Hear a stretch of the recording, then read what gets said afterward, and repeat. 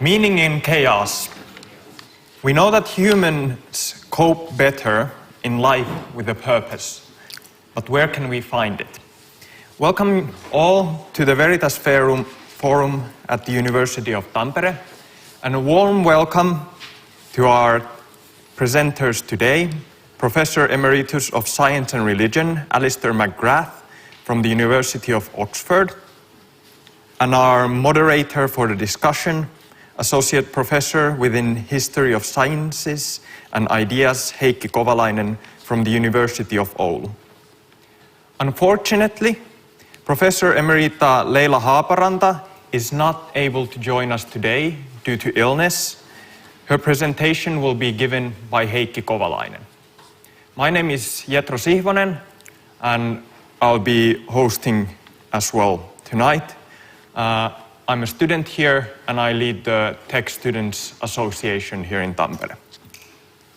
What is the Veritas Forum? Veritas is Latin for truth, and that is what this forum is all about.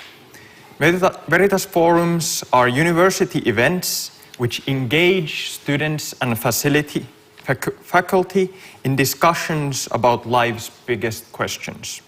The first Veritas Forum took place in Harvard in 1992, and now these events are being hosted in over 100 universities all across the United States, Canada, and Europe. As a Christian agent, we want to present a Christian view at every forum, to put it to a test and bring it to discussion, along with a wide range of other worldviews and values. For example, some previous views and themes have been the possibility of miracles and historicity of resurrection and academic argument for and against. We ask that to make these events better and more relevant and engaging, you fill in this form that you've been given and give it at the door at the end of the forum as a feedback. And if you have any time, please do join us afterwards for a cup of coffee outside the lecture hall. Now, I would like to invite our moderator, Associate Professor Heikki Kovalainen, to host today's Veritas Forum, Meaning in Chaos. Welcome. Okay, good night, everybody.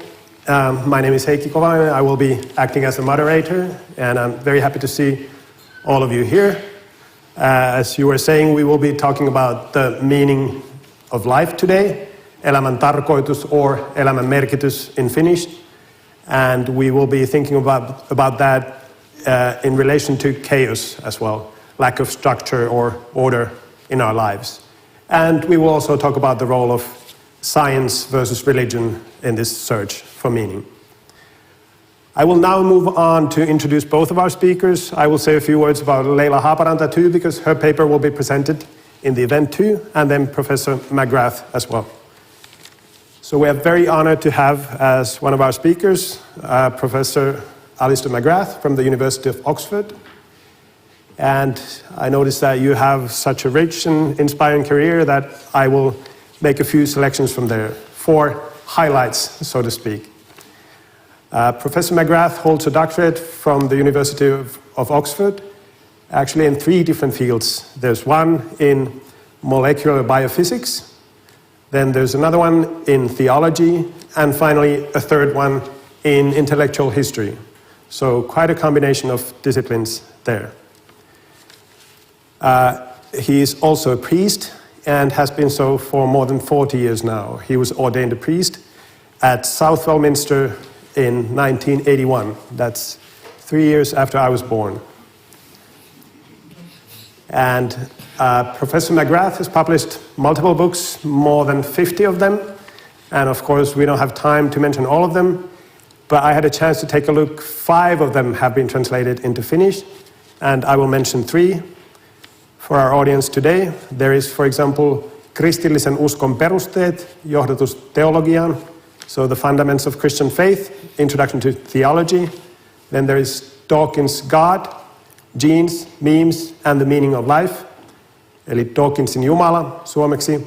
And if you prefer something lighter, there's a book called Tätä on teologia also. Okay?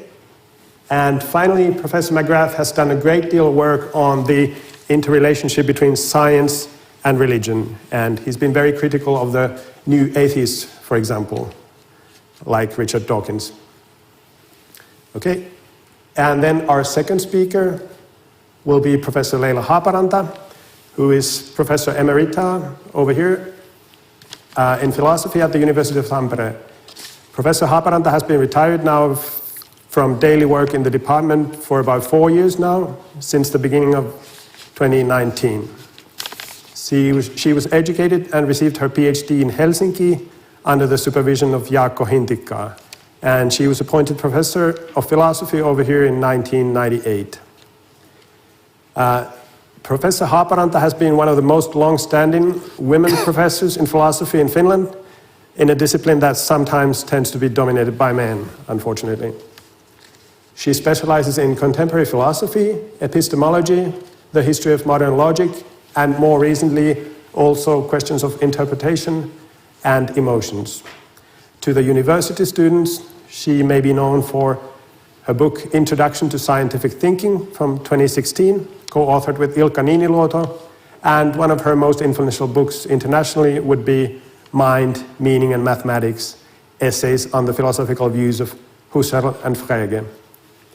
And more recently, Professor Haaparanta published an important book in Finnish, Rajan Taju, 2019, and she especially wanted to mention this book in an email from today, also for our audience here, because in that book she actually discusses philosophy of religion, both in new Finnish articles and articles in English that have been translated into Finnish. And she also wanted to send greetings that professor at the Faculty of Theology in Helsinki, Simo Knutila, was a very important person and an intellectual for her. Simo Knutila passed away in 2022, but last year Professor Haaparanta gave a paper at the Memorial Colloquium for Simo, which also touches upon the themes of today's discussion. Okay, now, without further ado, we will go on to Professor McGrath's paper. Please.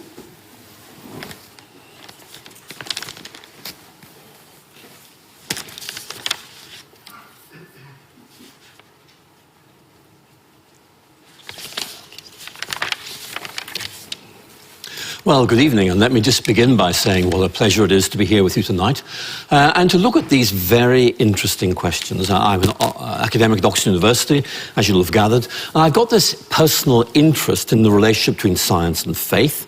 And although I began my academic career at Oxford by studying the natural sciences, I later transitioned into theology and philosophy. And I think that really the reason for that is I wanted to go deeper into the really big questions that lie at the heart of human existence. And this whole idea of finding meaning in a chaotic world is certainly a very important question of this nature. So I'm really delighted to be able to explore some of these questions with you here tonight as we try to think about how we might find meaning in what so often seems like the chaos of life. So I want to begin by giving you a quotation from a secular British author, Jeanette Winterson. And here it is. Some of you may know this already. Winterson is reflecting here on what it means to be human, and she makes this point. We cannot simply eat, sleep, hunt, and reproduce. We are meaning-seeking creatures. I think you can see what she's doing here. She's drawing a distinction between simply existing and living. And that's, I think, a really important point. And this idea of being meaning-seeking creatures is really helpful. If you're a cultural anthropologist, you may sense her drawing on the works of Clifford Geertz, particularly this quotation, where Geertz says, we're symbolizing, conceptualizing meaning-seeking animals who are driven to make experience or sense of experience and give it some form and order. But what I think is really interesting is this point that Geertz then makes, that you and I simply can't live in a world that we're unable to understand. We want to feel we can make sense of who we are and what this world is. And in many ways, that's one of the central themes of the talk I'm giving tonight. because Geertz is arguing that we can't live in a world that we can't understand, and I think modern empirical psychology would very much reinforce this point, that we are meaning-seeking creatures, and I think many would argue that there is something deep within us that seems to long for a sense of personal coherence. We want to understand our experiences. We want to feel that our lives have significance and purpose. And psychologists will all tell you, look, we can't actually tell you what the meaning of life is, but we can tell you that finding meaning in life is really significant. And that, I think, is a very important point. So the question of the meaning of life is not an empirical question. It's an interpretation of what life is all about. Let me come back to Jeanette Winterson, because she's a very able writer, and I gave you part of a quotation. Here's the rest of it. She writes, here we go. The Western world has done away with religion, but not with religious impulses. We seem to need some higher purpose, some point to our lives. Money and leisure, social progress are just not enough. In other words, we don't just exist, we need more than that. And this is why this idea of meaning, I think, is so important. Now, the problem is nobody's really very sure why human beings find this concept of meaning to be so significant. What we do know is that human beings seem to flourish when they have found it, and they struggle, they wither if they haven't found it. So it's very clear, I think, that this notion is very important for human beings, and that makes a positive and significant difference to human flourishing and well-being. So here's the question: what do we actually understand by this word meaning? And here I think we could draw on Michael Steger. Now, Michael Steger is a professor of psychology at Colorado State University, and he's director of its Center for Meaning and Purpose. And what he is doing here is summarizing some empirical research on what people feel really matters, what this word meaning is all about. And Steger writes this: the concept of meaning in life can be defined as, and I quote, the extent to which people comprehend, make sense of, or see significance in their lives, accompanied by the degree to which they perceive themselves to have a purpose, mission, or overarching aim in life. Now, I think is a very helpful way, because Steger is saying it's really important to us to feel that we can make a difference to things and to take control of our lives. Also, that we need a sense of identity and purpose if we're going to cope with traumatic experiences in life and come to terms with our own mortality. So you can see that Steger is saying that meaning seems to encompass an understanding of the world, our personal significance, and our ability to transcend our limits and circumstances as we feel that we're connected with something that is larger and more significant than us. We're part of something bigger. And that thought, Steger argues, helps us to cope with or to live with chaos and uncertainty. So again, the point I'm making is that psychological surveys make it very clear that human beings find it important to have a sense of coherence in life, enabling us to make sense of the world and our personal existence, and giving us a sense of purpose in which we discern core aims and aspirations for life. And also this sense of significance that each of us really matters. And that, I think, is a very important point. Now, the American philosopher Susan Wolf argues that we feel a need to be part of something that's larger than ourselves in order to secure meaningfulness. But although she makes the point that these yearnings to live meaningfully and purposefully are really very important, Wolf also notes that many American philosophers, certainly in the United States, seem to have lost interest in this question of finding meaning in life. And that's why we need to talk about this. As I think many of you will know, in the classical age, Philosophy, both Greek and Roman, was intensely concerned about questions of meaning and value. I mean, I might think of the French scholar Pierre Hadot talking about classical philosophy and simply makes the point, meaning mattered to them, implying it ought to matter to us as well. He writes, the Stoic philosopher Marcus Aurelius was trying to do what in the last analysis we are all trying to do, to live in complete consciousness and lucidity, to give to each of our instants its full intensity, and to give meaning to our entire life. This is a perennial human question that really does matter.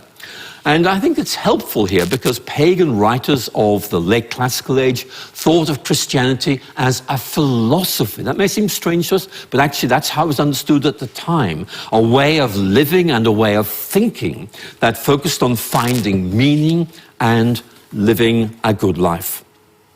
Now, I think at this point we can make a helpful distinction between cognitive and affective aspects of meaning. And the first of these is all about making sense of our experiences of life. The second, however, concerns the feelings, the emotions of satisfaction, fulfillment, and happiness that result when we feel that we are living and acting meaningfully. And so the point I'm making here is that meaning can have both objective and subjective aspects.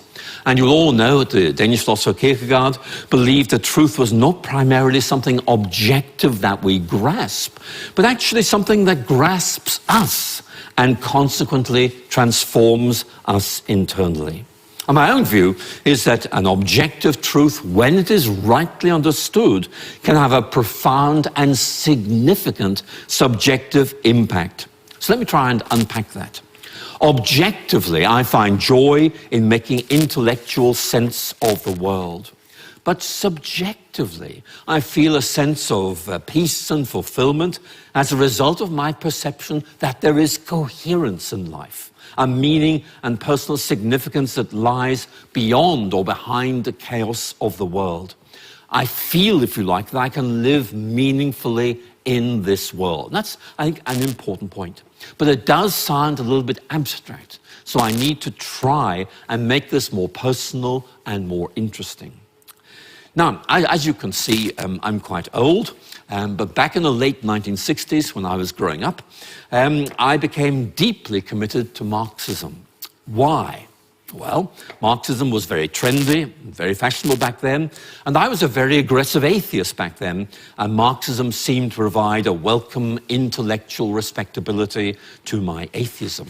But there was another reason, because objectively, Marxism seemed to make sense of the complex and seemingly random historical process. If you like, it provided me with a big picture of reality that made sense of things, but it also gave me a sense of personal significance in the grand scheme of history. I was someone who was an agent of change, someone who could accelerate the inevitable outcome of the historical process. And so I felt I had significance in the scheme of history. Now, I hope you can see the point I'm trying to make. Marxism make two, I think, fundamental contributions here. It met two needs. First of all, it was an objective need to make sense of the world, to feel it's coherent and not random or meaningless, but also a subjective feeling, a need to be reassured that I was significant, that I mattered, that I could make a difference. Now, I have to tell you, I became disillusioned with Marxism for a number of reasons, including its internal contradictions. But then, while I was a student at Oxford University, I discovered Christianity. And I realized that Christianity, actually, like Marxism, operates at both the objective and subjective levels. There's a Christian big picture of reality, if you like. The letter to Colossians, which is a New Testament writing thought to date from around the year 60, speaks of all things holding together, having a fundamental coherence grounded in the Christian faith. In other words, no matter how fragmented our world of experience may seem at times, there is a big picture that holds all these things together. In other words, when seen through the right lens, life is meaningful and not chaotic. So believing that there's a coherent big picture offered me existential security. There is meaning to our world, and I could live a meaningful and significant life. Now, some of you may have heard of the British philosopher David Cooper.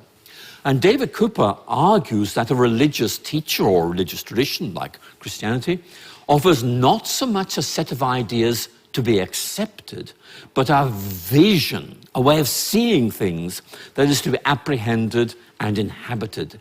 It's a way of seeing our world that leads to a new attitude towards our place within that world. And for a Christian, faith is partly about seeing ourselves and the world in a new way. It's about more than accepting ideas. It's about transforming the way that we see things. And certainly in the New Testament, we find a very similar position.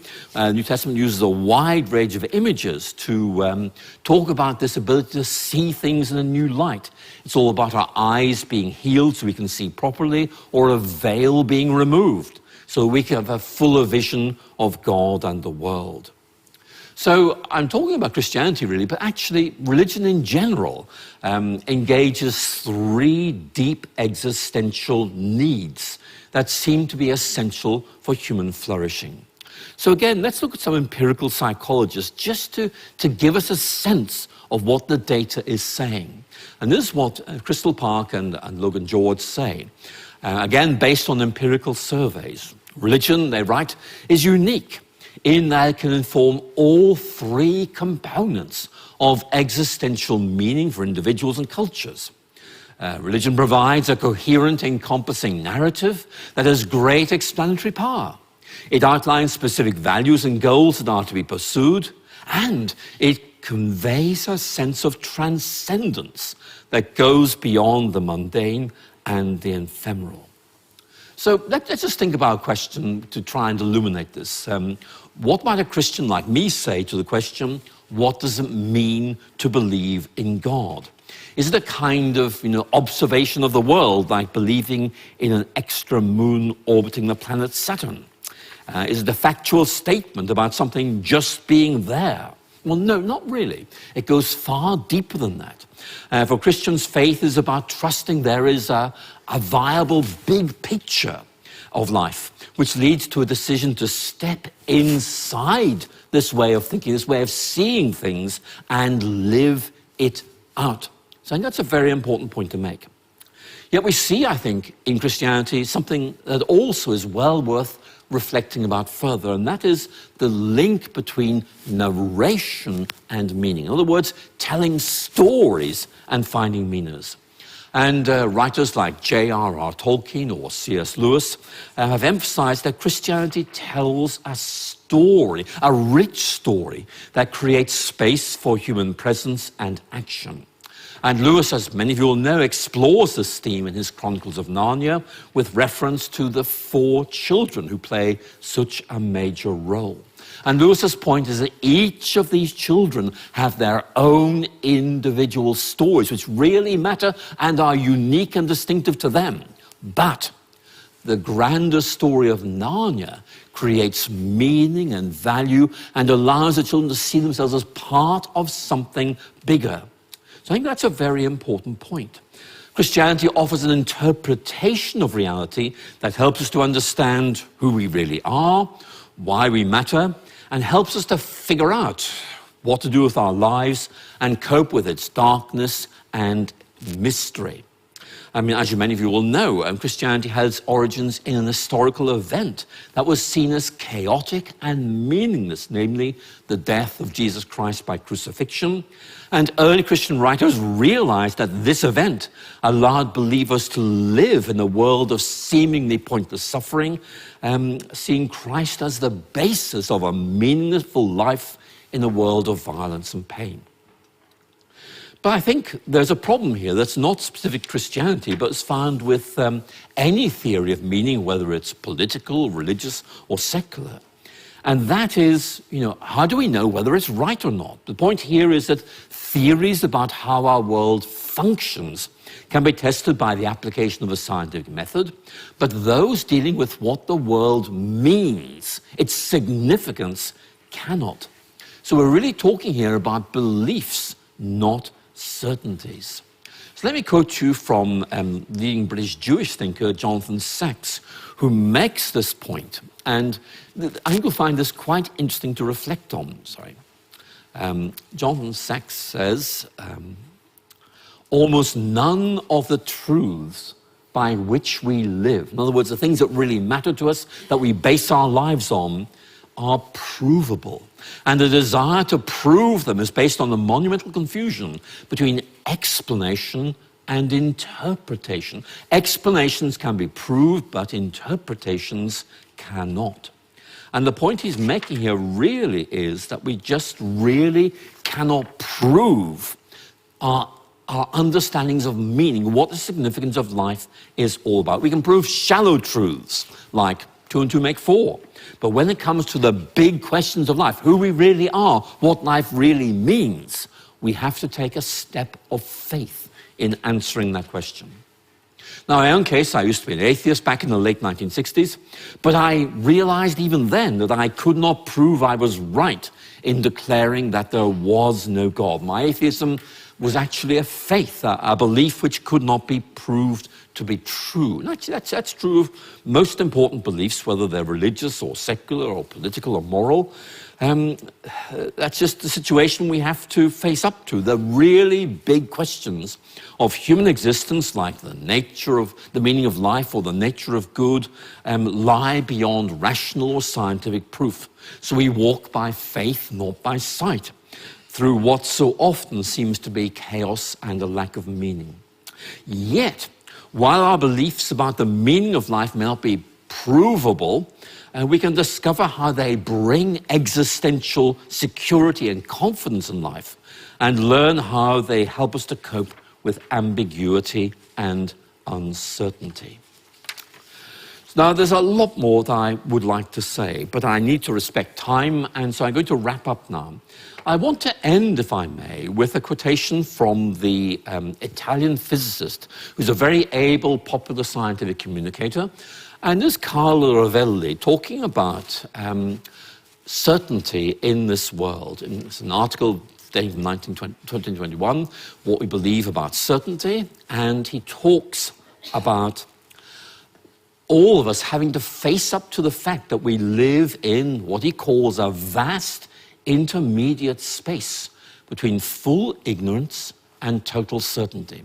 And in that space are all the beliefs that really matter to us, who we really are, what life is all about. And we have to learn with this, if you like, absence of certainty. It doesn't mean we're making these things up. It simply means we have to realize the tension we face. And here's how he talks about this. I believe, he writes, that life is worth living. My beliefs are rooted in me. They define me. I hold them dear and I strenuously defend them against any challenge. But I'm not certain about them. So I think Rovelli sets a very helpful context for our discussion tonight. He suggests we see ourselves as being in the middle of a vast intermediate space between full ignorance and total certainty. And his point, a really interesting point, is that we can live meaningfully in this space, even though we cannot be certain about the beliefs that guide our journey through life. So, ladies and gentlemen, thank you so much for listening. I will hand over now to our second contribution this evening. Thank you.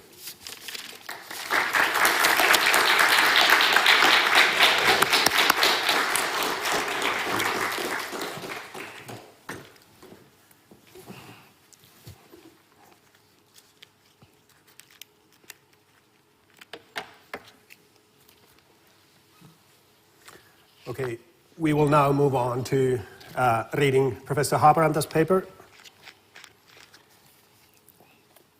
In what follows, I will discuss 3 separate, although related questions raised by the title of this panel discussion.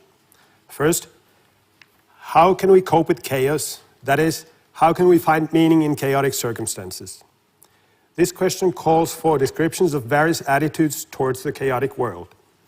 Second, the title raises the philosophical problem concerning human nature, that is, the question concerning the essence of human being, if there is such an essence, and her position in this world of ours. My third question has to do with the meaning of life, no matter what the circumstances are like. What is meant by the meaning of life, and what are the alternative answers, if there are any? First, attitude towards the chaotic world. Seneca, a Roman statesman and a Stoic philosopher, wrote about the firmness of a wise man as follows. "Behold," says he, "I am here to prove to you that although under the direction of that destroyer of so many cities, walls may be shaken by the stroke of the ram, lofty towers may be suddenly brought low by galleries and hidden mines, and mounds arise so high as to rival the highest citadel, yet that no siege engines can be discovered which can shake a well-established mind." This is from the essay on the firmness of the wise man. This passage persuades us to think that an ideal human being is able to control her experience, even if the circumstances she lives in tend to push her into despair. Some may think that this is the model of man we ought to imitate. Others are likely to take this ideal to be hard and inhumane, because they interpret it as a call for adaptation and changing oneself in order to manage with the experiences caused by circumstances. Instead of, or in addition to, changing oneself, one can try to change the world. That attitude has been the key idea in the modern Enlightenment, and it has also been represented by several political and societal movements, such as the peace movement and the climate movement. In the latter alternative, one sees herself as an agent who can and ought to change the world. One may argue that it is a human being's duty in this world to reduce chaos. Carrying out that task may give meaning to one's life. That is, to do what one thinks is morally valuable, even if there is no guarantee of success. Philosophers call such an agent practically rational. She does what is necessary to do to reach the desired aim. Moreover, the end searched for may also be regarded as rational. She has will, she wants to reach the aim that she regards as valuable, and she uses her reason to find means to reach the aim and to find the actions that are necessary for reaching the aim. The meaning of life for such an individual and for a community of such individuals is then precisely to reduce chaos and thereby also suffering caused by chaos. We may also try to reduce the experience of chaos around us by trying to explain what has happened, or by trying to understand, even if not approvingly, the world around us. That is what happens in everyday life, as well as in the sciences. Explaining and understanding are also our ways of coping with the circumstances by using reason, although reason and rationality are here understood differently from what was intended above.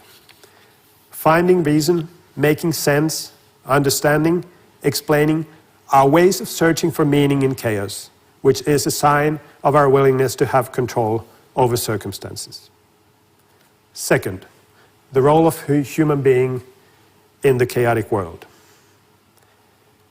The modern view of man who makes sense of the world by explaining and understanding, and who can also change the world, has its origin in the traditional theories of the human soul, starting from Plato and Aristotle, although the tradition may seem to be far from the modern view.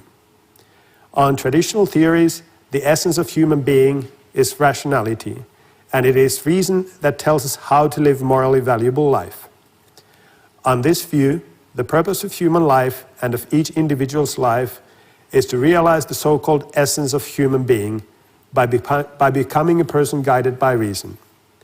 The better one realizes that essence, the better one realizes the purpose of man, and the more meaningful one's life is.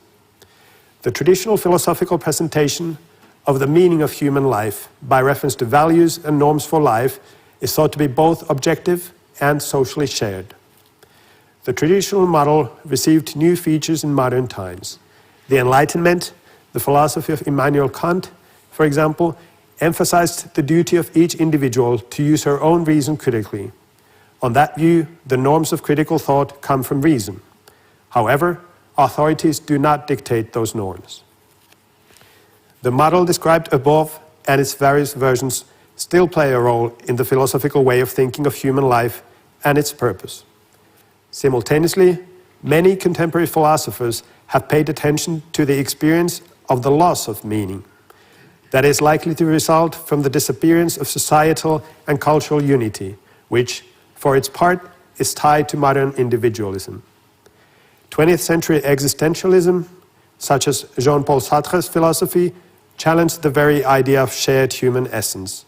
On the contrary, it argued that what we have is existence, and we have to choose our own essence.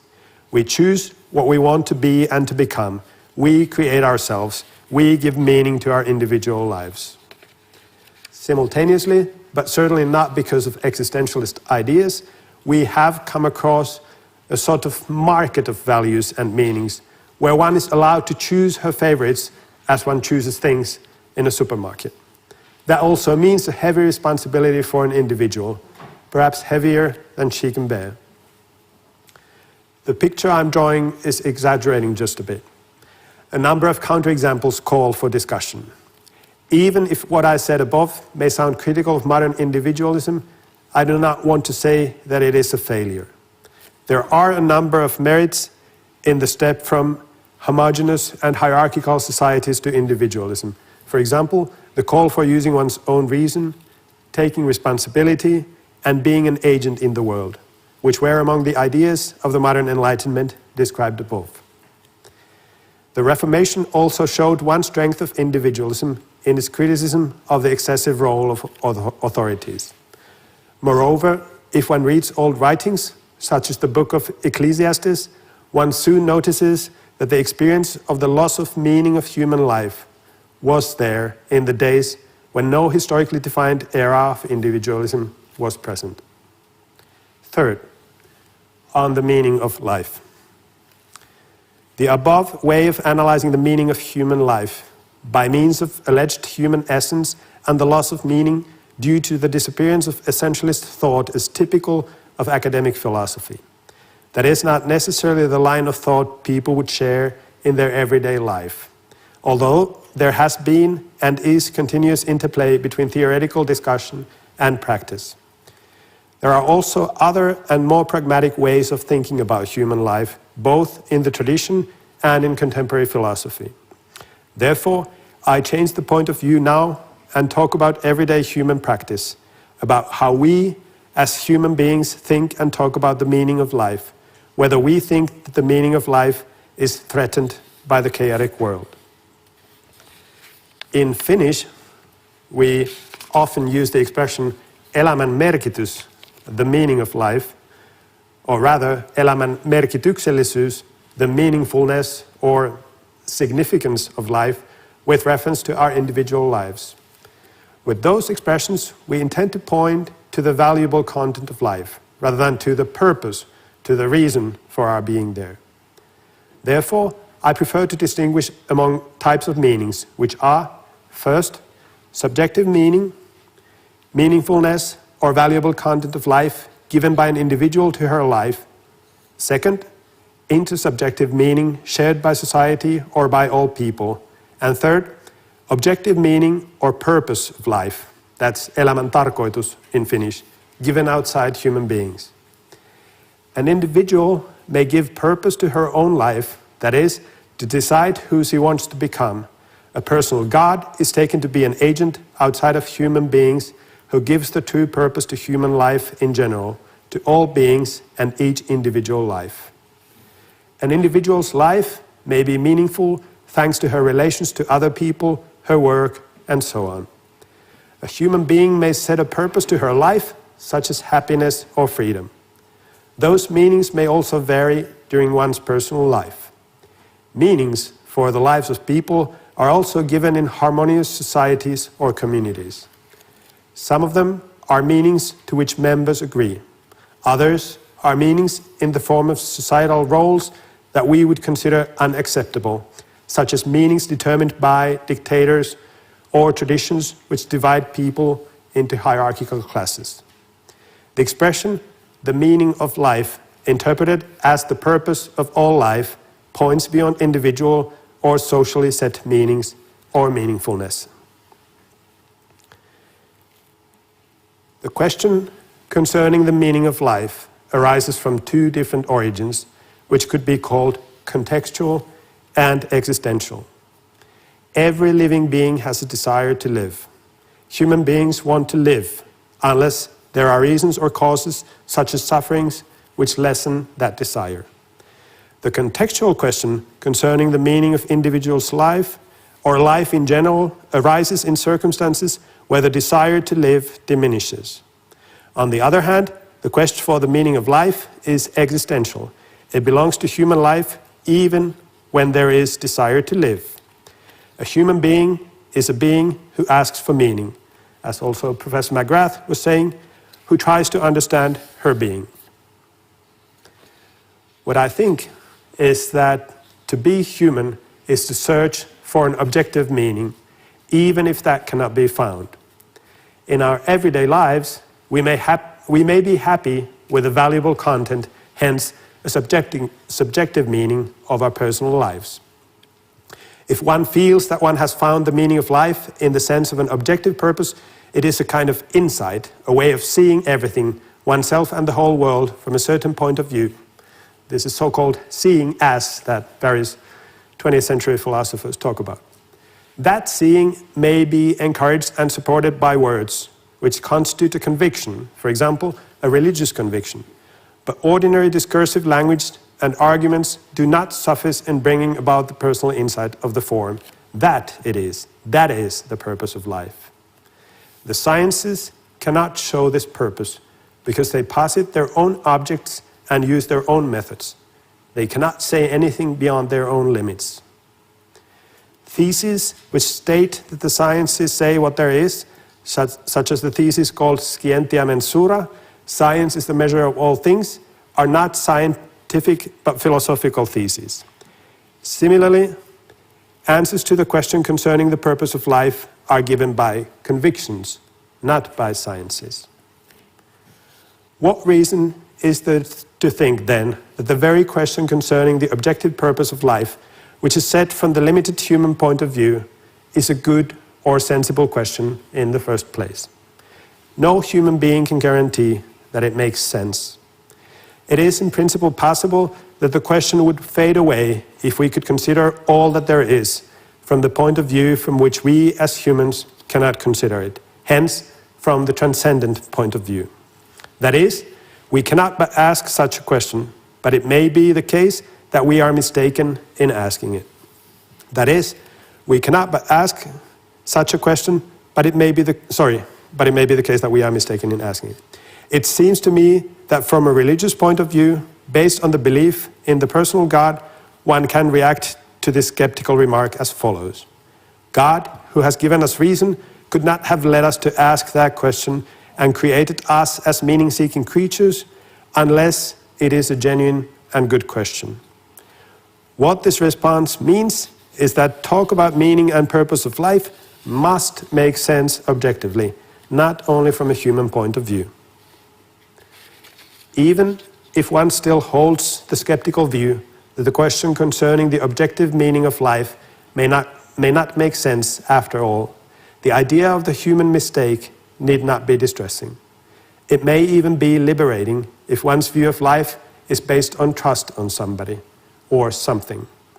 One may happily continue with the human quest for objective meaning, also with skeptical reservation, if one has the attitude of trust and hope provided by one's conviction.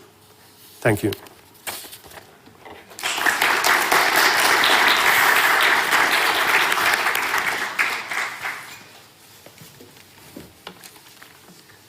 Okay, and now we will move on to one more part that will be done by the speakers today, and that will be the responses to the respective opening statements. And now we will begin with Professor McGrath's response to Haaparanta's paper.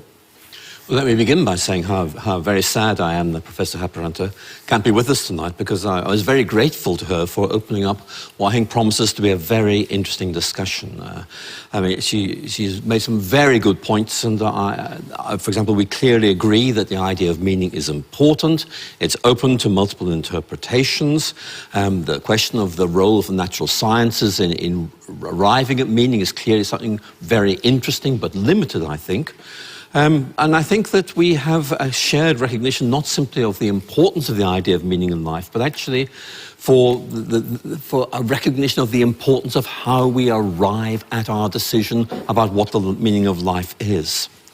And Professor Haaparanta opened with a reference to Seneca, which I very much valued because, as I was saying earlier, my sense is that ancient philosophy really did appreciate the importance of this question of meaning. How can we develop a philosophy which is not purely academic, but which actually leads into developing a way of living well? I think that's a very important point. It's very easy to be overwhelmed today with a sense of meaninglessness in life, which leads us to despair and depression. So finding meaning in life is not simply an academic exercise. It's really important for our well-being and personal stability. Now, in her opening statement, Professor Haaparanta noted that the expression "the meaning of life" points, and I quote, "beyond individual or socially set meanings or meaningfulnesses." And I think that's a very interesting point. It allows us to, I think, recognize that individuals will construct their own understanding of meaning, which may be based on a bigger theory, but actually is very much particularized for their own situations. And I think that that's something I think is really helpful to explore further. Psychologically, Crystal Park and others have argued that we can draw a distinction between what she calls a global and a situational meaning. A global meaning is about weaving together beliefs, goals, and feelings of meaning or purpose to give a big picture of reality. In other words, an objective statement. But we use this big picture, this objective big picture, to in effect inform our own lives, to transform our subjective realities. So you may have an objective way of thinking, but then the way in which we particularize this in our own lives is not just specific to us, but is deeply subjective as well. So the big picture, if you like, frames our experiences, but two individuals might actually accept the same big picture, but they find it impacts on them in different ways. In my own case, for example, I'm a Christian. That is some of the set of beliefs that I certainly share with others. But the way in which I internalize my faith is actually my own. I might make connections that others might not see. I might see my faith as illuminating the world in ways that really work well for me because they engage with what really matters to me. But it might not work so well for others. And what I'm trying to make here is that we need to think in terms of something beyond us, but then something that actually each of us appropriates and internalizes in different ways, reflecting who we are and our different needs and situations. So it's a big question, but I think it's very helpful to open up those two distinctions. And I think that Professor Haaparanta and I actually agree on that point. And I'm sure there are points on which we disagree. I think one of those might be this. Professor Haaparanta talks about the importance of feeling that we have, and I quote, control over circumstances. And I know what she means, but it does raise a question which I think might be worth talking about, and that is, does this mean that we are free to create worldviews or convictions that are driven or motivated by our emotions or our desires, rather than the way the world actually is? Now, one of my favorite philosophers is the American writer Thomas Nagel. And in his book, The Last Word, he talked about his own atheism. It's a very interesting discussion. Some of you, I'm sure, will have read it. But let me just quote from his discussion of the motivations for his atheism. He writes, "I hope there is no God. I don't want there to be a God. I don't want the universe to be like that."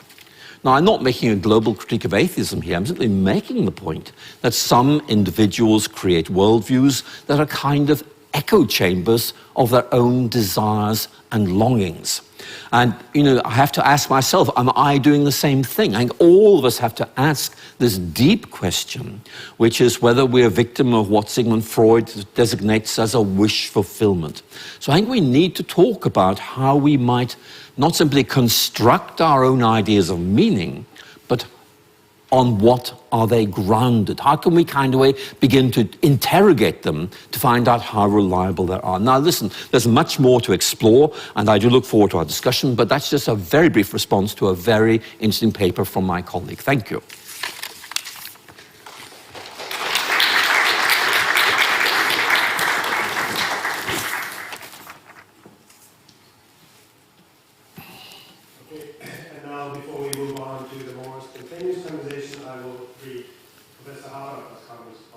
McGrath's paper. It is not easy to raise any critical comments on Alister McGrath's opening statement. On the contrary, it seems to me that I agree on most of what he says. Therefore, I just continue with the topics he discusses in his opening statement. As can be seen from my own preliminary remarks, I agree that science cannot give direct answers to questions which are philosophical or which have to do with our convictions. Scientists are naturally welcome to take part in the discussion. However, when they do, they leave their role as scientists. Philosophers discuss values, the nature of human being, and the meaning of life, and some of them argue that the natural sciences, such as physics, tell us what there is. However, that thesis can only be supported by philosophical arguments, not directly by the results of the sciences. In the Finnish language, we distinguish between maailmankuva and maailmankatsomus, which can be both translated as worldview in English. I have decided to use the word worldview for maailmankuva and conviction for maailmankatsomus, although I am not quite happy with the translations. The worldview, maailmankuva, is the totality of human views concerning nature, human beings, and society. In the scientific worldview, these views are received by the scientific method, and they are supported by the best scientific results so far. Conviction, maailmankatsomus, on the other hand, consists of our worldview, maailmankuva, but it also contains general views on how we receive knowledge, on what there is, and in particular, what reality should be like. In other words, it also includes our views on life, elämänkatsomus, that is, our values in life, our views on the purpose and the meaningfulness of life, and views on religious questions. Convictions normally step beyond philosophical discussion, which relies on rational arguments. They cannot be written down as chains of arguments. They are ways to live this life of ours. They do not exclude rational arguments, but they are linked to our will, emotions, and practice in various ways, which overcome rational arguments. I do not intend to say that there are strict limits between the different levels described above. Science and philosophy are in dialogue, so are philosophy and our emotional lives. I also have a comment on the point which had to do with the combination of cognition and emotion in the human mind studied by psychologists. It is interesting to note that many contemporary philosophers who study emotions support views on which emotions themselves contain both a cognitive component and a component of feeling. In other words, the latter being an affective component which cannot be expressed in declarative sentences. If we think of religious conviction, it seems to me that it is also linked with a kind of insight, as I also said in my opening remarks. That is, it is a way of seeing the world which is not detached from our emotions, transforming our whole worldview, as Professor McGrath was saying. As for the concept of belief, it is common in the philosophy of religion to distinguish between believing that and believing in. I think that distinction was also made in Alister McGrath's opening statement. The latter, believing in, is close to trust, or even to hope. Believing in God is not like believing that the earth revolves around the sun or that we are now in Tampere. If one believes in God, one is already inside a conviction which contains views on the relation between God and the universe and God and human beings, and, if you are a Christian, views on Christ as our Savior.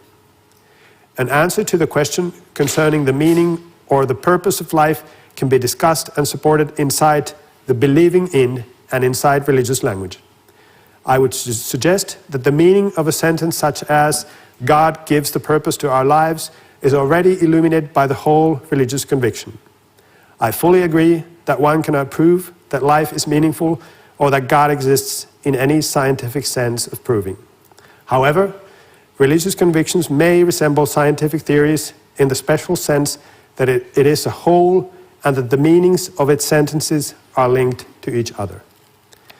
In the opening statement, there was a reference to Susan Wolf, who has said that many academic philosophers have lost their interest in the question of finding meaning in life.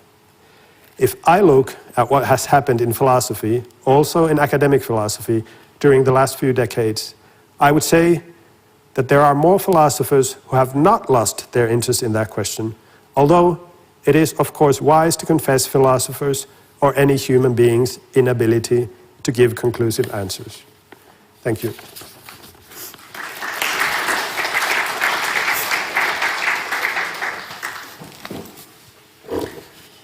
Okay, and now, Professor McGrath, I was thinking maybe we open up the discussion just a little bit. I had a few questions in mind that I could be asking you, and everybody in the audience, you can get ready for questions too, because then we can open the floor for discussion maybe a bit earlier than we would have if Professor Haaparanta had been here. But would you have any spontaneous comments to make now on what we have been talking about?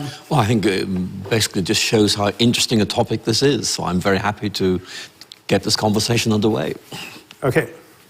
Yeah, I will try to ask you a few questions because it was very interesting to read both of these papers. I have to confess, I've taken a very long break from academic philosophy myself. But even then, it's very interesting to see how you talk about the meaning of life and how that resonates with our everyday life, because that's also one thing that Professor Haaparanta was talking about. How do we make sense of meaning of life in our everyday lives? And there was one theme which I was thinking about, which is that you both refer to psychology in some ways, but you would not go very deep into talking about despair or depression, you know, because experiences like that can seriously challenge our ability to find meaning in lives. I think there was a passage in Haaparanta's paper where she was saying that sometimes it is the very lack of meaning, you know, undergoing difficult times that makes us ask for meaning in life. But would you have any thoughts on this? You know, somebody living in the middle of depression or despair, being unable to find any meaning in her life. How would you think about that? How to make sense of that kind of experience and what kind of sources could be helpful? Well, I think this is a very good question. So let me make 2 points which I think are quite helpful.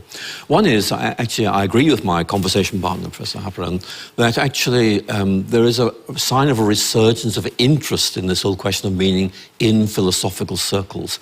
And I think one of the reasons for this is a growing awareness of how important this is for human well-being. And certainly, I don't know what it's like in Finland, but in the United Kingdom, we are finding what I might loosely describe as a mental health crisis emerging amongst our younger people. And part of it is this feeling that life is pointless, there's no meaning. And actually, there's a growing realization that this is actually something we need to talk about. And so if you like, I think a realization that this is an issue is beginning to propel this topic further forward in public discussions. I think that's actually a very helpful point to make. But you're right to say we need to talk about what we can do about this. I think one of the things that I certainly noticed, certainly in relation to ancient philosophy, certainly in relation to Christian spirituality, is that it's all very well to talk about meaning, but meaning is potentially very, very abstract. What we really need is what I might describe as exemplars. In other words, someone who has these ideas and lives them out and actually gives me, if you like, a role model of how you might live these ideas out so I can see how I could do this as well. I think that is very important because, as I was hinting at, there's this danger that we talk about the meaning of life in rather abstract ideas like be good. But the word good is very, very difficult to unpack. And in many ways, what we're looking at is how do people instantiate or embody this idea of meaning? How do they live this out? What difference does it make to them? Right. And that's why I think, if you like, in one sense, there's a sort of rational question, what are the objective grounds for this judgment that meaning is this? But then there's a deeper thing, which is how do we actually live this out? And how does that actually enact what meaning is? So I think that's another area to think about. Right. Yeah, that's very interesting. And this point about exemplars, that's hugely important because, of course, in a Christian context, of course, Christ would be a prime example of an exemplar that we want to follow. We want to become like the image of Christ, and that maybe makes us behave in certain ways. Yes, that's very interesting.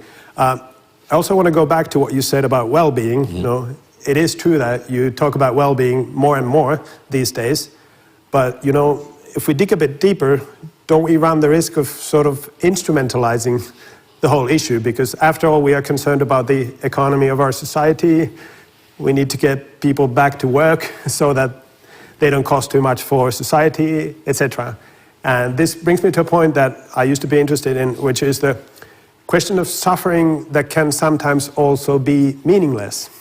And to clarify this, I could say that I wrote my own doctoral dissertation on Ralph Waldo Emerson, who has a very impressive essay called Experience from 1844. And I will just mention one thought from there. It talks about grief quite a bit and the experience of grieving, because he had lost not only his wife at the age of 18, but also his 5-year-old son, Waldo. Emerson talks about grief, but one of his main points is that he grieves that he cannot grieve. He grieves that grief cannot teach him anything. So that made me think, does our society have room for this kind of suffering which cannot be instrumentalized, which is meaningless? So just to challenge you there a bit more. Well, I mean, you've raised a number of very, very good points. Let me pick up on this first point about instrumentalizing things. That there is a risk, I think, that I might end up portraying philosophy or indeed Christianity as having validity in that they achieve certain effects. Like they make us happier or something like that. Or in other words, that could be understood to mean I'm presenting Christianity as some kind of therapy or something like that. I'm not really saying that. I think what I'm saying is something slightly different, which is that, if I can put it like this, one of the real problems I think we find is that many people perceive this universe to be meaningless, to be random, and therefore, if there were a big picture, if there were coherence to this universe, irrespective of what that coherence is, that will be good news. Then the next question would be, where does that take us? But I think that for a lot of people, there is this longing for a worldview, which in effect can be trusted, which says even though things look chaotic and meaningless, there really is something behind or beyond appearances, which means there is something there we can hang on to. And so if you like, there's this metaphysical idea lying behind this, that there is something we can hang on to, which really is there, even if we don't fully understand what it is. So I think as part of the answer, this reassurance there is something there that we can hang on to. But then you took us in a very interesting direction, which you began to talk about the importance of suffering and these kind of questions, which are very often problem-raising because they seem to call into question whether there is a coherence to the world at all. I think that's really interesting because what I see in a lot of contemporary philosophical debates is a feeling that, this is Charles Taylor, you know, his idea of, in effect, overreach, that human reason has to be able to answer every single question there is. And Taylor's simply making the point we have to learn to live with some questions we can't resolve. And therefore, the question shifts from realizing we might not be able to understand everything to the question which my discussion partner raised, and I would certainly want to raise, which is, how do we cope with this? In other words, understanding is one thing. Coping means being able to say, I don't surely not really sure I understand this, but I'm going to cope with this. I'm going to face up to it. I'm going to live this out. And that's why I have seen, certainly in recent theological discussions, a growing interest in saying that, yes, Christ is the basis of salvation, etc., but Christ also gives us a role model, an exemplar, if you like, for, in effect, coping with suffering and apparent meaninglessness and living out a meaningful life. And that's one of the reasons why I think seeing Christ as an exemplar is not simply saying, here's how to live a good life. It's also, here is how to cope with a messy world and actually show that you can live within that. So that's another line of discussion I'd like to open up. Okay, yeah, very interesting. Let me go on to just another question, then I will open the floor for discussion. But now, the reason why I was asking about this was to go a bit deeper into thinking about chaos in personal life, and you had very interesting points to make about suffering, and of course that goes to the heart of Christian thinking in ways. Why is there suffering? What do we suffer for? Another point I want to raise, and I also hope this raises some conversation with the audience, is to think about the world that we are living in today. Because if you look at the world around us, I think you have to confess that the world is in turmoil. You know, there is a war in Ukraine, there is a war in Gaza, we are facing a climate crisis, etc. Those are huge elements of chaos around us. And now, I'm not pretending this is a simple question, but I'm trying to make our conversation a bit more concrete, also by naming practical examples like that in the society around us. And now, if we think about situations like that, would you still hold on to your Christian beliefs in thinking that that's something, these metaphysical ideas are something that help us hang on to hope? Or how would you make sense of such? Well, I really like this question. We need half an hour to really go into this in detail. Let me just make 2 points I think really feed into this. One is that actually, a certain sense in which Christianity says one of the things about human beings is that we are very good at messing things up.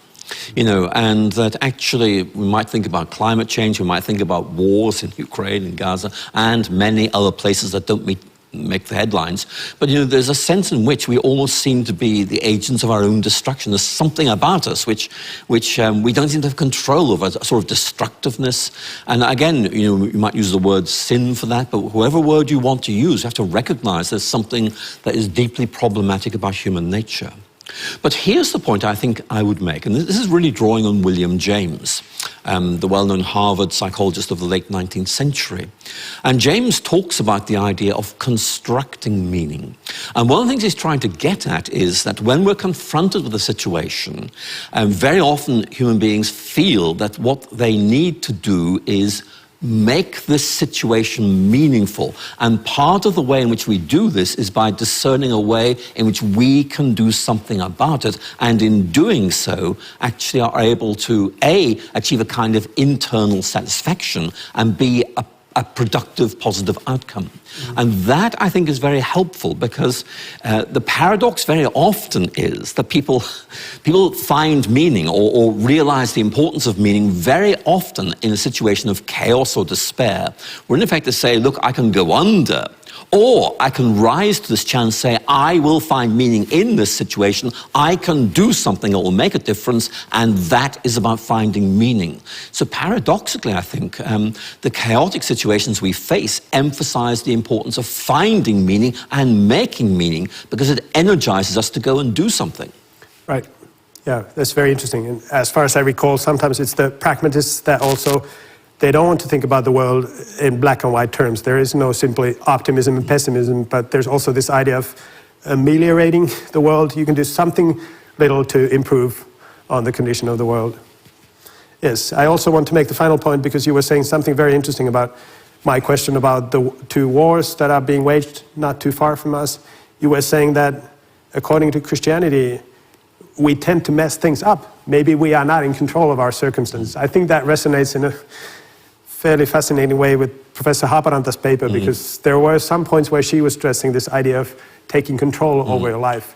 And I think sometimes these days you can go a bit too far in that, because there's so much self-help around us be the master of your own life, decide on the direction you want to take in your life. And that sometimes becomes a downright cliche or well, yes, I mean, you have to be realistic, I think, I mean, just to say take control. I mean, we can do it to some extent, but very often we have to recognize there are many things that lie beyond our control. The wisdom, if you like, is about recognizing what we can change and then trying to do something about that. Right. Okay. Thank you. Now I think the time would be right for some audience questions, and we have plenty of time for discussion, so please take your time in explaining your questions, and we will do our best in answering it. Yes, and please speak into the microphone. This is for the stream. It will not amplify your voice here, so please speak loudly and clearly, but please do speak for the microphone so that the stream can also hear your question.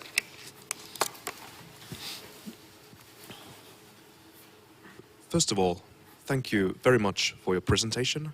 Your voice flows like molten butter. It has been very pleasant to listen to it. But now for my question.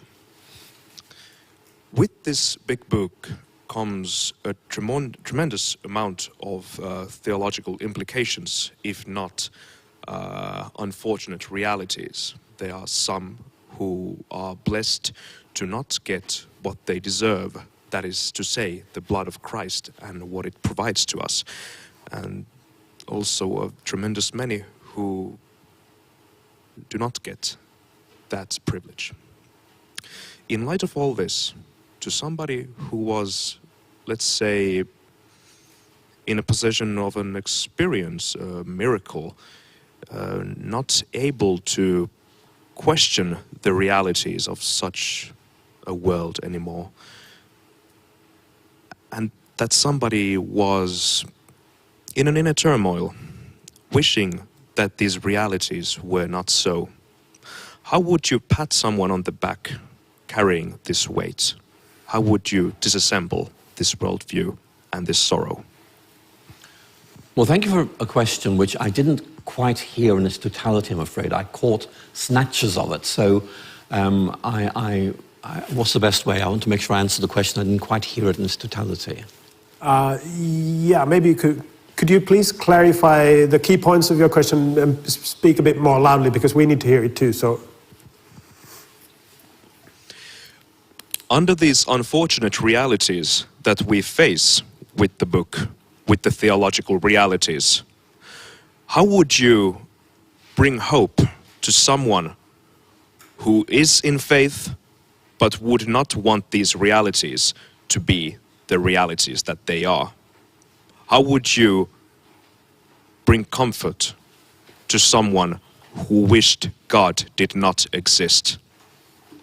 So we have here a very interesting question, which, I mean, during my own time as an atheist, I have to say I did take great comfort from believing there was no God, because if there is no God, then there's no accountability.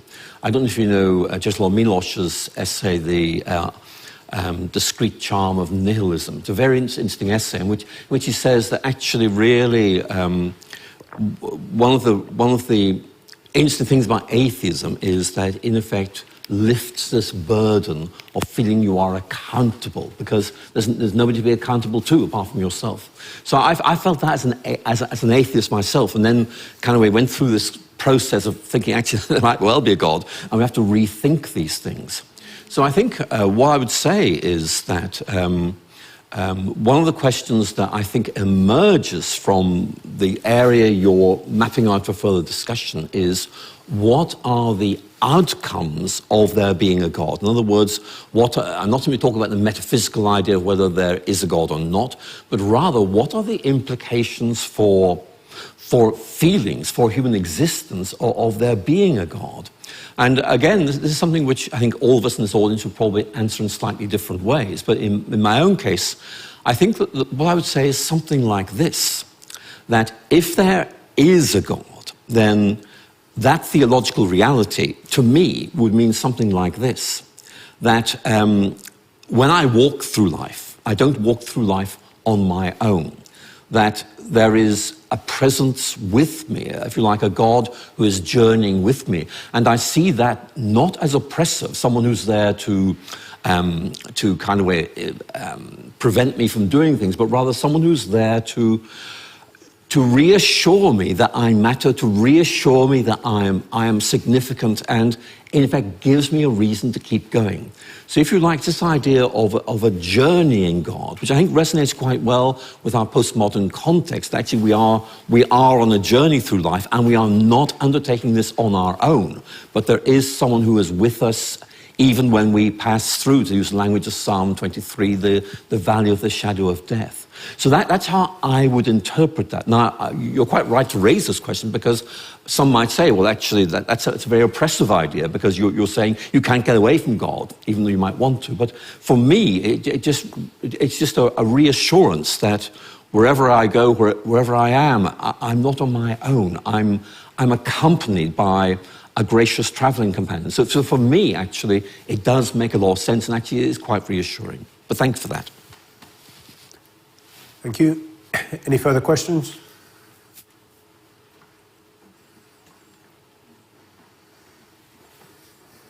There are two.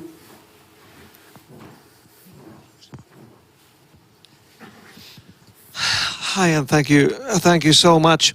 And thank you most especially for your book, Dawkins' Delusion.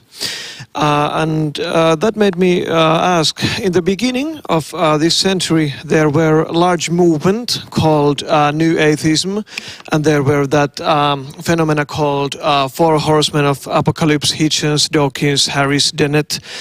A few years of triumph and lots of conversations, and then silence. I feel that.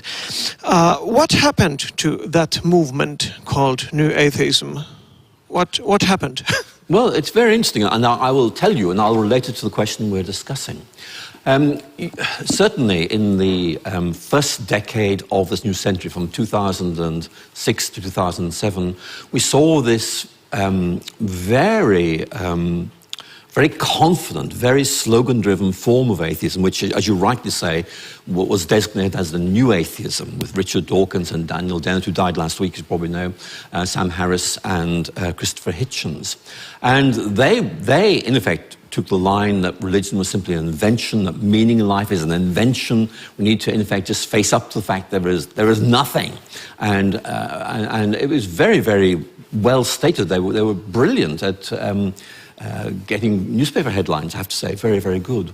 But since then, it has not simply faded. There's been a very significant reaction against it. Now, what I want to do is just try and tease out what the reaction was and why it actually is very interesting for the question we're discussing tonight. And I think the reaction was that actually the New Atheism almost, if I put it like this, proved the importance of religion by turning into a religion. If you think about the New Atheism ended up with its own sacred texts, which could not be challenged, its own infallible prophets, and again, who could not be challenged. And also, it was actually quite oppressive. Well, as you may know, there are a lot of websites talking about this, but the stories are now emerging of the kind of oppression of women in particular. It's a very masculine movement. It's very white. It's not just men, it's older white men. So if you like, it had a very specific demography. So I think that the New Atheism has faded away. And Richard Dawkins has re-emerged very briefly in recent discussions, because Richard Dawkins has emerged as an advocate of cultural Christianity, which is causing a lot of people to kind of scratch their heads, why is this happening? But certainly it is happening. But I think the reason why your question is so interesting for our discussion tonight is it shows that the New Atheism did not shut down that discussion. But actually that discussion is ongoing. And what's happened is people have simply said the answers they gave don't work, they're not existentially satisfying, we're going to look somewhere else. And so it's really very interesting, because the history of that movement is actually an indication of its failure to engage with the really deep questions people were asking. And they've bounced back in a very big way. So thank you for that. Thank you. And there was another question in the line. So perhaps I stand up so you can hear me. So I just happened to watch a short video by where N.T. Wright was discussing with someone, and they were like joking to him that when N.T. Wright is referring to a war, he was not referring to Ukraine war or Second World War, but something like the war in 70 AD when the Romans were conquering eventually also Jerusalem. So my question is that is this a temptation or a solution to this chaos, question of chaos, that eventually and inevitably we just start to live in a totally different reality in a way that we somehow ignore and forget this our external mundane, this existing chaos with the wars and all kinds of trouble, but we actually live in a totally different reality, for instance, in thinking about what happened in the first century. Yeah. Again, I think that is a really interesting question. And certainly, I mean, one of the questions that's being debated, as I'm sure you know, is whether things have got really bad, or whether actually, because most of us haven't lived through a period when things were bad, that we kind of are unaware of just how bad it was, for example, during the Second World War, during the First World War. So I think we just have to ask whether we're perhaps overreacting to things. But your question is good, whatever the answer to that question is. And I think here's what I think happens. What I think happens is that the more people perceive the external world to be chaotic, the more they try to structure and sort out their personal worlds. In other words, they'll say the world is just going mad. Well, let me in my life and in my family's life, let's try and construct order and meaning, because that will keep us going through this rather difficult and dark period. So I think actually there is this sense that very often the perception of chaos is actually a stimulus to construct personal meaning. I want to amplify your point, which say that actually if you're a physicist, you'll say, well, chaos is very important for the way the universe works, because actually chaos, paradoxically, is the ground of order. But I think many people, you're quite right, do feel this deep psychological pressure of living in a world which seems to be teetering on the brink of being out of control. You know, that's a real concern for a lot of people.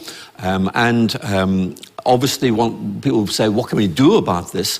And they're really meaning, what can we do in two different senses? What can we do externally to try and change the way the world is?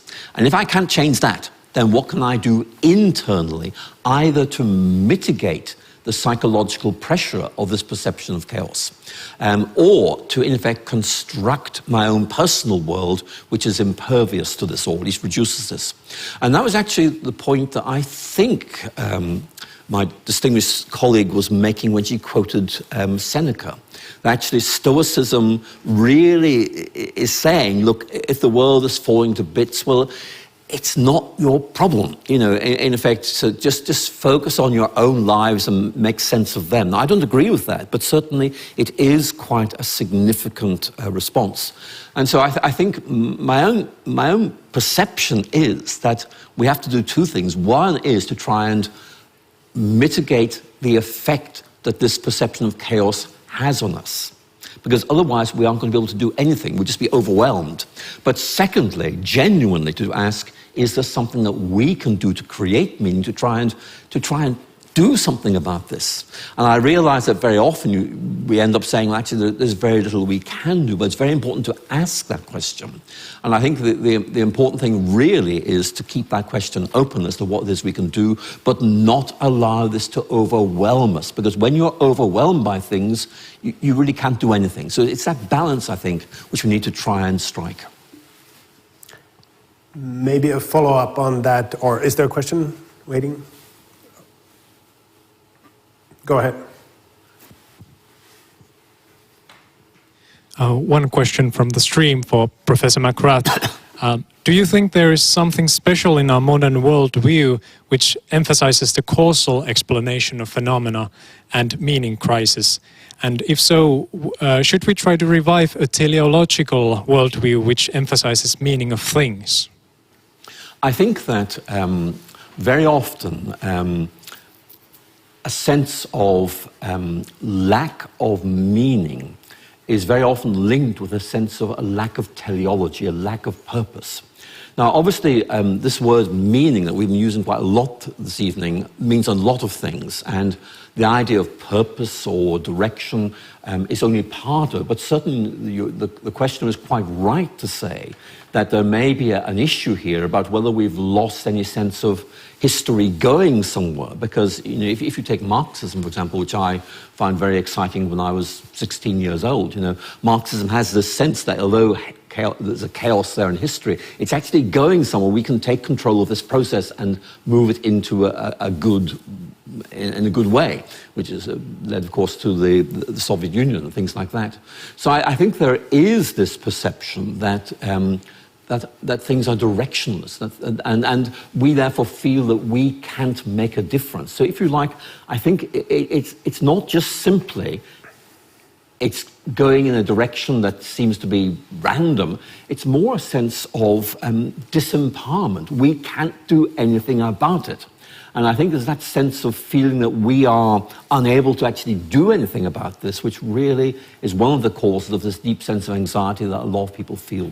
And that's why William James is so important in this context, because James is saying, look, you've got to figure out ways in which you can do something. Because A, that might be a good thing to do, and B, it'll actually counteract these negative thoughts which otherwise are going to overwhelm you. Thank you for a good question. Next question, please.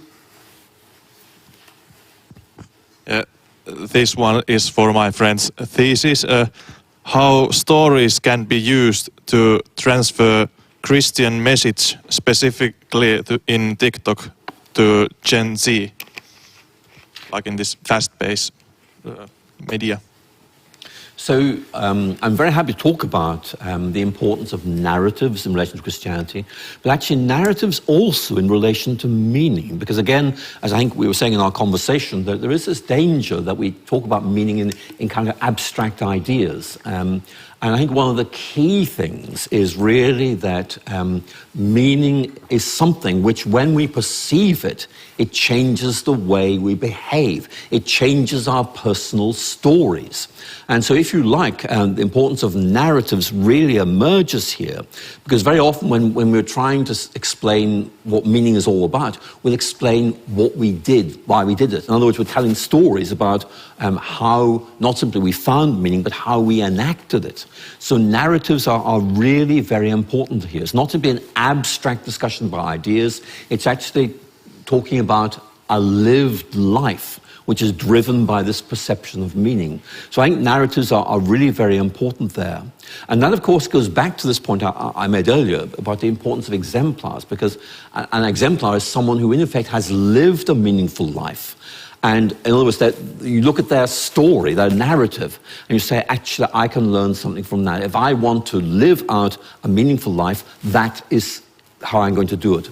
And you'll very often find people doing this. They'll say, I really respect that person, the way they've lived out their lives, and they will want to imitate them. The British philosopher Leila Haaparanta makes this point very, very well, that actually what you very often find is that people have a sense of admiration for a lifestyle, which then leads them to say, what is the worldview that lies behind that lifestyle? Because it seems to me that the worldview is being lived out in that person's life, and I want to be like that. So in effect, if you like, there's this sense of wanting to enter into the same narrative or story that you see exemplified in that person's life. Thank you. Next question, go ahead. Okay, Professor McGrath, Professor Kovalainen, thank you so much. My question is regarding humans as opposed to animal kind. If we think that who is asking the questions of meaning, who is asking quid est veritas, what is the truth? It's human who are asking this, not the animals. So do you think that this implies or even proves that humans are different? We are not animal, we are something different. Well, I think this is a very good question, and Obviously, I'm going to tell you what I think, but I have to say this is a debated question, and therefore I'm taking my own position. But certainly we are seeing, both in philosophy and also in wider areas of anthropology, this question of what is the boundary between humanity and the animals, and very often the boundary is fuzzier than we might expect. So I think it's a very good question. My feeling is that if animals do reflect on meaning, I just haven't seen it. And that is not, it's not a reflection on animals, it's a reflection on how I or how you would figure out what they are thinking. And C.S. Lewis has a very interesting discussion of this point. It's in an essay he wrote opposing vivisection. Vivisection was very, very popular in Oxford during the 1920s, 1930s, and Lewis was vigorously opposed to it. And one of the points he makes is that if human beings are able to create meaning and value, and if that's something only they can do, then what they need to do is, in effect, realize how we need to use the creation of meaning and value to benefit those who are, if I put it like this, lower down the scale than we are. In other words, that very often we need to work out how we as human beings can sort of way help other aspects of the natural order by discerning how we can create meaning by helping them to flourish to whatever extent is possible. So that's the way I'd answer that question. I don't know the answer to the question, but I do know that I have an obligation to think about this and try and act accordingly, both to look after the biosphere as a whole, but also the animal kingdom, which of course is so important to us. Maybe a quick comment on that as well. At the time when I was reading a lot of philosophy, classics of philosophy, I made the observation, but that is sometimes the greatest classics in philosophy that are a bit critical about animal abilities, what they can do compared to the humans. Whereas, for example, the essayists may have very witty things to say about the animals, Montaigne or Emerson, people like that.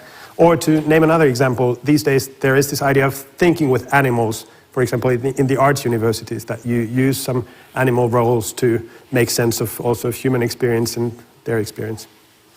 Thank you. And also another point is, of course, animals are terribly important to human beings for all sorts of reasons. So it's not just a sort of moral thing, it's a very practical thing as well. Thank you. Okay, I think we are just about happy. I think time-wise we have used the time that was planned for the discussion and the presentations. So maybe we will now close the event, and I will remind everybody that there are some feedback forms over there to your left that you can fill out, and there will be coffee and tea served, I believe, after the event. So you are welcome to join that. And I thank everybody in the audience and Professor McGrath and Professor Haaparanta too, in absence, for this very interesting event. Thank you.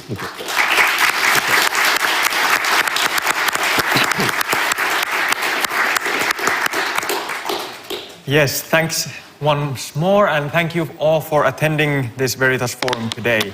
And also a special thanks to everyone who invested their time in organizing this event. And as was said, do remember to fill out the survey forms and return them to the front. And if you are able, it would be great to discuss with you at the coffee right outside. And also, you're very welcome to future Veritas Forum events. These are organized in different universities around Finland. So very welcome there as well. Thank you.